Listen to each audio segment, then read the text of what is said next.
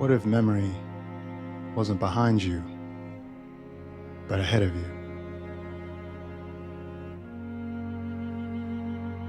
What if every step forward led deeper into a grief you hadn't yet lived, but would still choose again? She doesn't know the shape of it yet, only that something's coming. And still, she walks. Because maybe memory isn't what you recall. It's what you're brave enough to welcome. Hi, I'm Aaron, and this is Story Art Cinema. Each week, we break down powerful scenes from film and TV and what they quietly reveal about story, memory, and meaning. Today's episode is about Arrival, a film that begins with a question and unfolds like a memory. We'll move through moments of language and loss, discovery and time, to find what really holds us together. Because sometimes the most important stories aren't about what we change, but what we choose to carry.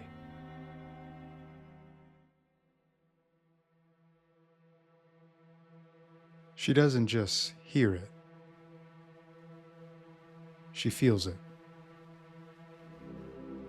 The language, the bending of time,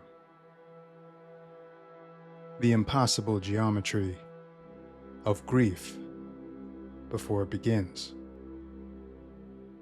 Not memory, not vision, both. Folded into something sacred. And through it, her daughter's face. A face not yet lived, but already mourned. This is grief before love even starts. A future folding inward, daring her to say yes. Because some truths aren't meant to be delayed. They're meant to be carried the moment they arrive. Even if they tear you open, even if they ask everything. And in this moment, she says yes to all of it. Not because she must, but because she chooses to. Because love, true love, requires holding the end alongside the beginning.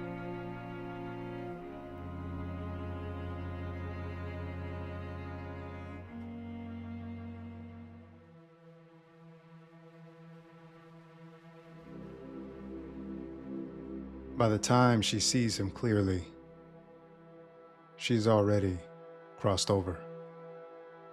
Not into language, not into time, but into knowing. And knowing always costs something. Abbott is dying, not because of her, but because of what she'll do. This is what the gift takes.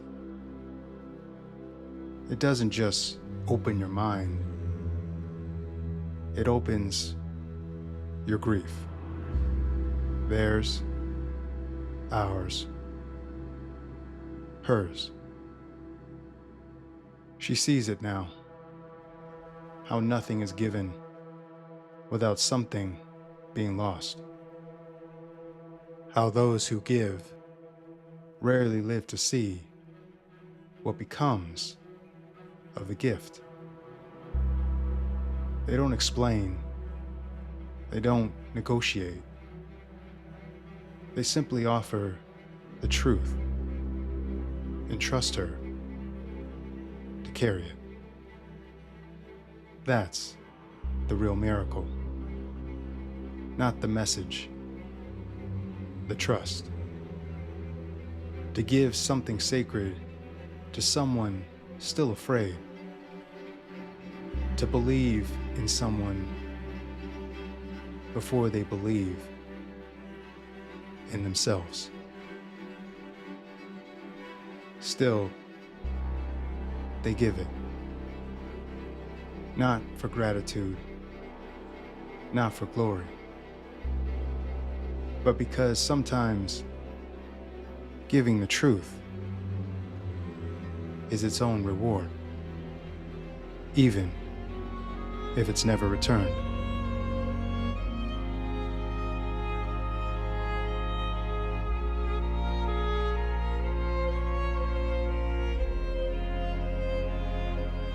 She doesn't remember the words. She remembers the feeling. Not what she said, but why she said it. She sees herself now moving through two moments at once. One where Shang says thank you, and one where she hasn't called him yet. But time isn't a thread here. It's a circle. And in it, she finds the key.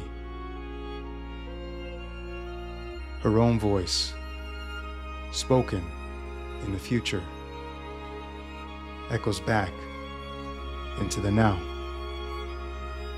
Not because she understands time, but because she's willing to feel it, to trust the voice of a future self that had already lived the loss and still whispered, yes.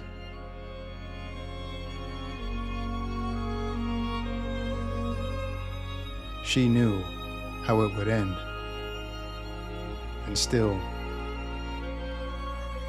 she chose him. The moment was simple. A glance, a touch, the weight of forever, held in a single breath. They didn't speak it. They didn't need to. Because love, real love, isn't always loud. Sometimes it's quiet, deliberate, devastating. She lets herself feel it, the warmth of his arms, the softness of his breath, the joy that's already fading, even as it begins. She knows the arc. She's seen the pain, and yet she leans in because the story of her life wasn't just what she lived. It was what she chose to live through. And in that choice, she found something more powerful than time.